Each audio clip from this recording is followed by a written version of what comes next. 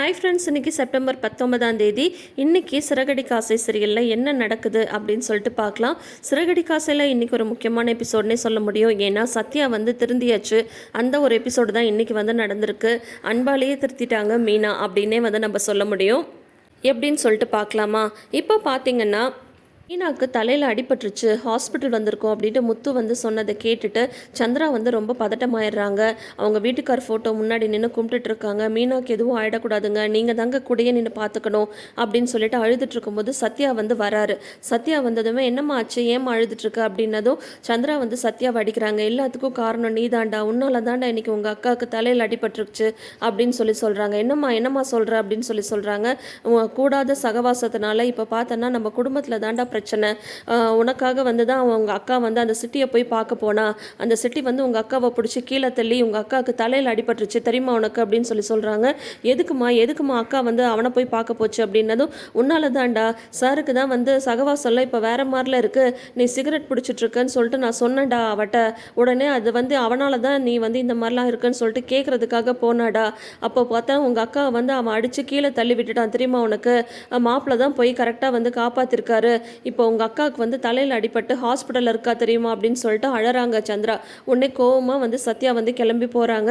சந்திரா அதுக்குள்ளே சீதாக்கு கால் பண்ணி நீ இப்பயே கிளம்பி வா அப்படின்னு சொல்லியிருக்காங்க. இப்போ பார்த்தீங்கன்னா சத்யா வந்து அந்த சிட்டியை பார்க்க போகிறாங்க. என்னென்ன அவன் வந்து உன்னை இப்படி அடிச்சு போட்டான் அப்படின்னு சொல்லிட்டு அவங்க கூட இருக்கிறவங்கலாம் வந்து அந்த சிட்டிகிட்ட வந்து பேசிகிட்டு இருக்காங்க. அப்போ வந்து சத்யா வந்து போகிறாரு. வா சத்யா, பாத்தியா அண்ணனோட நிலைமை என்ன ஆயிடுச்சுன்னு, உங்கள் மாமா பாரு அண்ணனை வந்து எப்படி அடிச்சிட்டான்னு சொல்லிட்டு அப்படின்னதும் உடனே சிட்டி வந்து சொல்கிறாங்க.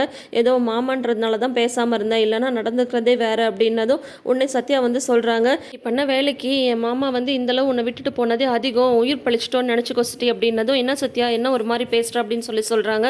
ஆமாம், அப்புறம் நீ வந்து எங்கள் அக்காவை வந்து அடிச்சியாமே, பிடிச்சி கீழே தள்ளிவிட்டு எங்கள் அக்காவுக்கு அடிபட்டுருச்சாமே அப்படின்னதும் உன்னே வந்து சிட்டி வந்து சொல்கிறாங்க. அது வந்து சத்யா உனக்காக தான் வந்து பார்த்தோன்னா உங்கள் அக்கா தான் தேவையில்லாமல் என்கிட்ட வந்து பேசினாங்க. நானும் உங்கள் அக்கான்னு சொல்லிட்டு எவ்வளோ தூரம் தான் பொறுத்து போகிறது, உனக்காக நிறைய பொறுத்து போயாச்சு.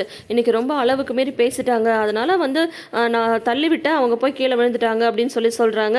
சிட்டி நீ இந்த மாதிரி பண்ணுவேன்னு நான் கொஞ்சம் கூட நினைக்கவே இல்லை. எங்கள் அக்கா வந்து எனக்காக தானே உங்ககிட்ட வந்து பேச வந்தாங்க. கொஞ்சம் யோசிச்சுப்பாரு, என் குடும்பம் எப்படியாவது முன்னேறணுன்றதுனால தானே என் குடும்பத்தில் இருக்கிற எல்லாரையும் மீறி நான் வந்து உங்க கூட பழகிட்டு இருக்கேன். உன் ஃப்ரெண்டுன்னு சொல்லிட்டு நான் என் குடும்பத்தில் எல்லாரையும் எதிர்த்துக்கிட்டேன். எங்கள் மாமா முதற்கொண்டு எல்லாரையும் எதிர்த்துட்டு நீ தான் முக்கியம், நான் உனக்காக வந்து நின்னேன். ஆனால் நீ என்னென்னா எங்கள் அக்காவே இந்த மாதிரி பிடிச்சி கீழே தள்ளலாமா அப்படின்னு சொல்லி கேட்குறாங்க. தோபாரு சத்யா, நானும் உனக்காக தான் வந்து எவ்வளவோ விஷயம் வந்து விட்டு கொடுத்து போயிருக்கேன். இல்லைனா உங்கள் மாமாவோட கதையெல்லாம் நான் வந்து எப்பயோ முடிச்சிருப்பேன்.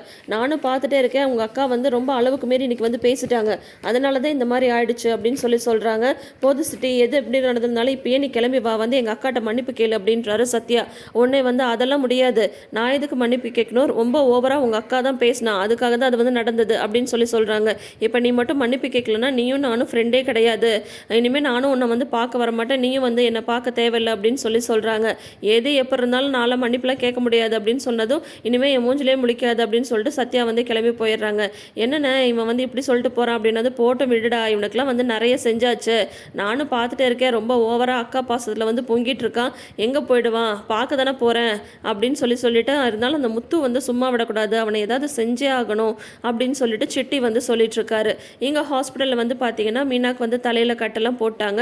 எதுக்கும் ஸ்கேன் பண்ணி பார்த்தலாம், ஏன்னா மண்டையில் வந்து அடிபட்டிருக்கு இல்லையா, அதனால ஸ்கேன் பண்ணி பார்த்தலாம் அப்படின்னு சொல்லிட்டு ஸ்கேனுக்கு வந்து சொல்லியிருக்காங்க. ரிப்போர்ட் வர வரைக்கும் வெயிட் பண்ணுங்கள், ஒரு 3 hours அப்சர்வேஷனில் இருக்கட்டும் அப்படின்ற மாதிரிலாம் சொல்லிட்டு மாத்திரெல்லாம் கொடுத்துருக்காங்க. சரின்ட்டு மீனா வந்து வெளியில் வந்து உட்காடுறாங்க.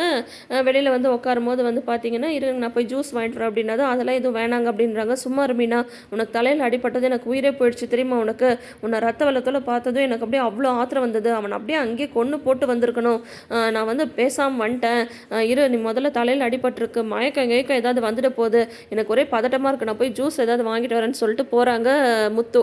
அப்போ கரெக்டாக வந்து பார்த்தீங்கன்னா சந்திரா, சீதா, அதுக்கப்புறம் சத்யா 3 பேர் வராங்க. மீனாவை பார்த்ததுமே சந்திராவுக்கு வந்து ரொம்ப அப்படியே பதட்டம் ஆயிடுது. மறுபடியும் சத்யா வந்து அடிக்கிறாங்க. பாருடா பாரு, உங்கள் அக்கா நிலைமையை பாரு, உன்னால தான்டா அப்படின்ட்டு அடிக்கிறாங்க.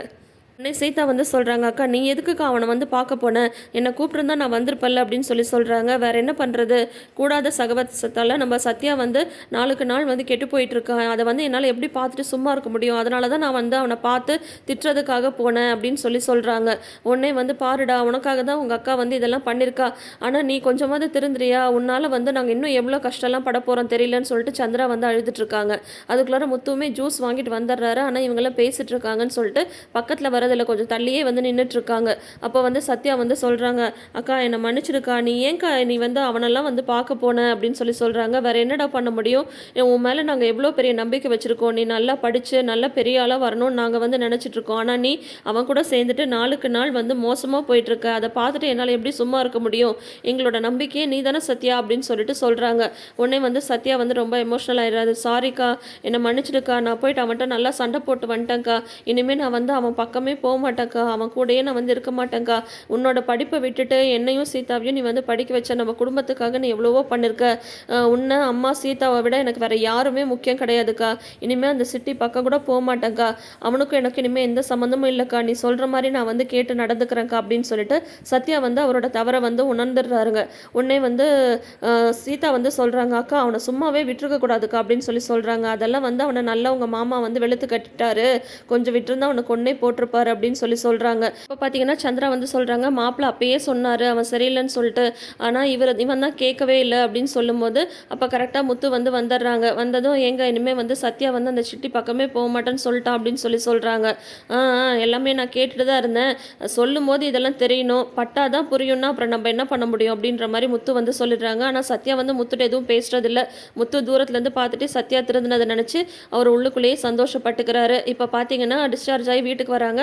அண்ணாமலை பார்த்துட்டு என்னம்மா என்னாச்சு அப்படின்னதும் அது வந்து மாமா அப்படின்னு மீனா சொல்கிறதுக்கு முன்னாடியே முத்து வந்து இல்லைப்பா இந்த மாதிரி வந்து வண்டியில் வரும்போது கீழே விழுந்துட்டு அப்படின்றாங்க. கீழே விழுந்ததுக்கு இப்படி தலையில் அடிபட்டிருக்கோம், என்ன எதுன்னு பார்த்தீங்களா இல்லையா அப்படின்னு கேட்குறாங்க. எல்லாம் பார்த்தாச்சுக்கா, சொன்னால் கேட்கணும், தேவையில்லாமல் வந்து அதிக பிரசங்கித்தனம் பண்ணால் இப்படி தான் அப்படின்ற மாதிரி முத்து வந்து மீனாவை வந்து சைடாக திட்டிகிட்டு இருக்காரு. அப்போ வந்து விஜயா வந்து வராங்க. வந்துட்டு எங்கடி போனா அப்படின்னு சொல்லிட்டு மீனாவுக்கு அடிபட்டிருக்கிறத பார்த்துட்டு தன்னையும் மீறி ஒரு பாசம் வந்து வந்துடுச்சு விஜயாவுக்கு. உடனே வந்து விஜயா வந்து சொல்கிறாங்க, என்னடி இது எப்படி தலையில் அடிபட்டுச்சு அப்படின்னு பதட்டமாக கேட்குறாங்க. வண்டியிலேருந்து விழுந்துட்டா அப்படின்னதும் சும்மா அப்படியே ரோட்டையே பார்த்துட்டு போனியா, வண்டியில் போகும்போது பார்த்து போக மாட்டியா, வீட்டில் இல்லாமல் சம்பாதிக்கிறேன்னு சொல்லிட்டு காசு நீ ஓடி ஏன்டி இப்படி அடிபட்டு வந்து நிற்கிற, வலிக்குதா, ஏதாவது ரொம்ப வந்து அடிபட்டுருச்சா அப்படின்ற மாதிரிலாம் பதட்டத்தோடு கேட்குறாங்க விஜயா. மீனாக்கு அப்படியே திருன்னு முழிக்கிறாங்க, ஐயோ நம்பத்தையா இது அப்படின்ட்டு.